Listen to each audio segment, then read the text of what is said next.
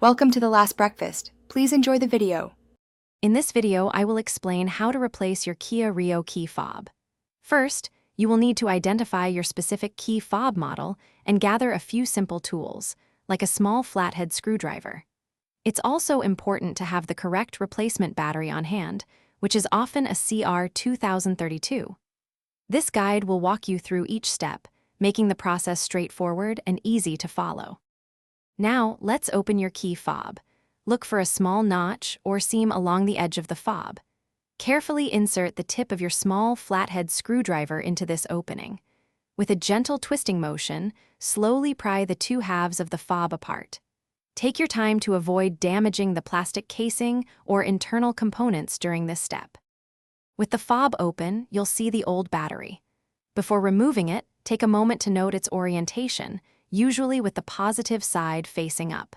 Gently pry out the old battery.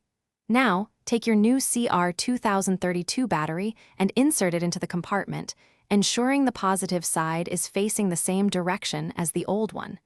This ensures proper function. Finally, it's time to reassemble your key fob. Carefully align the two halves of the fob, making sure they fit together perfectly. Gently press them together until you hear a secure click, indicating they are properly sealed.